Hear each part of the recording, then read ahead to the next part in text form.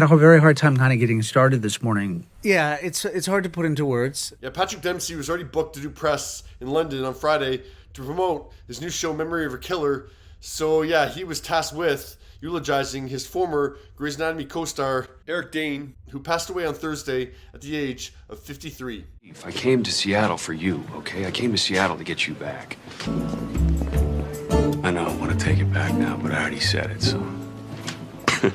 I was corresponding with him. We were texting, so I spoke to him about a week ago, and some friends of ours went in to see him, and he was really starting to lose his ability to speak.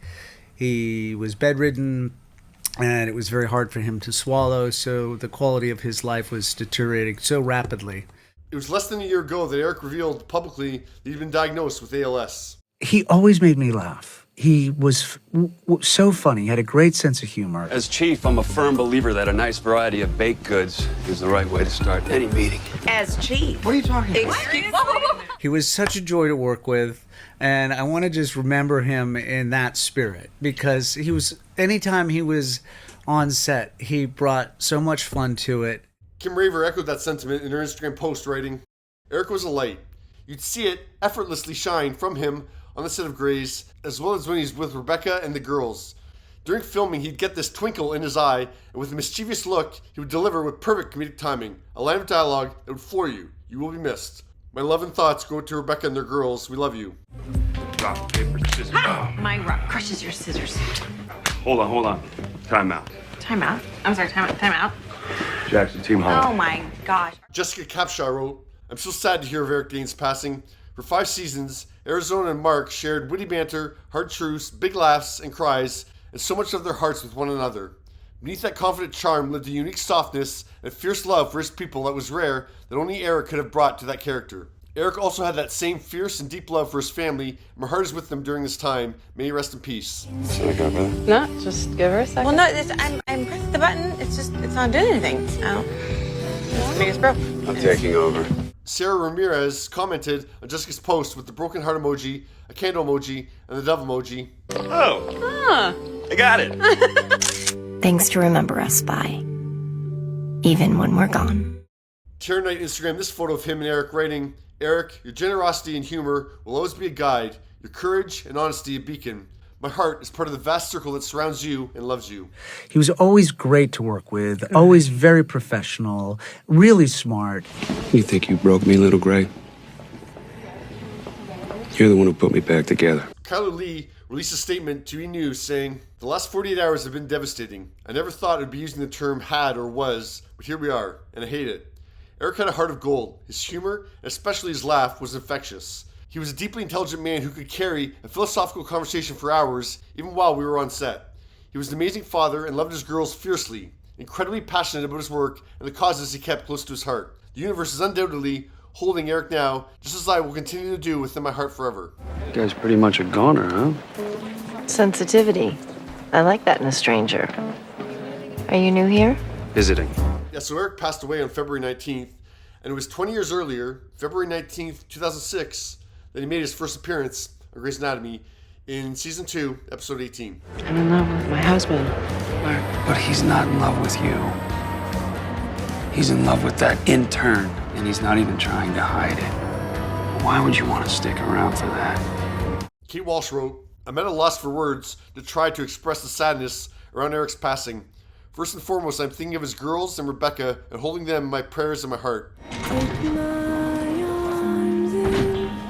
I literally remember my very first scene with Eric, an elevator scene at Seattle Grey's, so long ago. I believe it was his first scene on the show too, and he was nervous. He was so handsome, and I thought, but can this guy act? And of course he could, and did, and the rest is history. Your marriage is over, Addison. All you have to do is admit it. Then you can come back home with me. One of the things I loved about Eric was his sensitivity and vulnerability, and intelligence, of course. But he had the gravitas and old soul that made his work magnetic. It made him a great friend off set.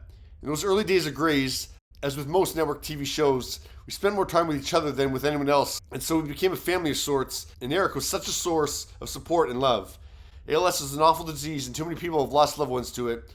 I know it was Eric's mission to help find a cure, and I would encourage you to look into Target ALS in his memory. I really feel for his family and his daughters and the people close to him. Katherine Heigl posted on Sunday, I debated this post for days. I've never been comfortable grieving publicly. I share my tears, my stories, and my memories with those I'm closest to. More times than not, I share them only with the heavens alone. But that silence can often look like a lack of care, which I cannot abide here.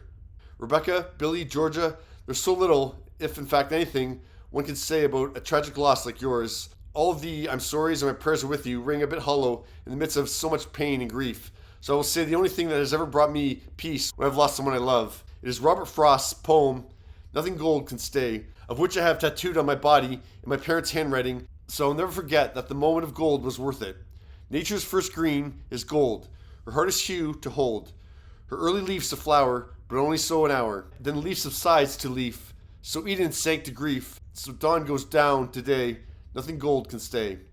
I will never forget Eric's gold, and I will forever be grateful I got to bask in it for even a brief amount of time. Thank you for sharing him with us. Godspeed, my old friend. Here's to your next great adventure. And of course, Eric had other high-profile roles, like in movies Valentine's Day, X-Men The Last Stand, Bad Boys Ride or Die, and other TV shows like The Last Ship, Countdown, and Euphoria, which he's already shot his part for season 3, so yeah, that's still to come. But when the news hit on Friday of Eric's passing, along with his name trending was Grey's Anatomy and McSteamy. Yeah, he left that show in 2012, but I mean, that was the role for him. And I'm not, degrading his other work. Yeah, incredible other work, but I mean, yeah.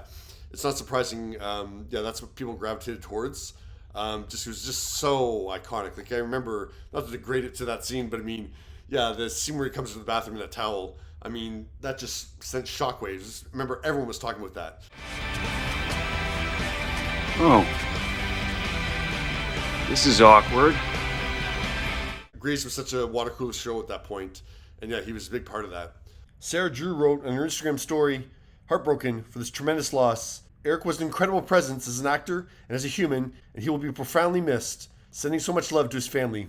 James Pickens Jr. posted a photo of Eric on his Instagram story writing, rest in peace, as did Kevin McKidd, who wrote, rest in peace, buddy. Kelly McCreary shared Shonda Rhimes' post that celebrated Eric Dane's life from November 9th, 1972 to February 19th, 2026. What are your thoughts on the loss of Eric Dane?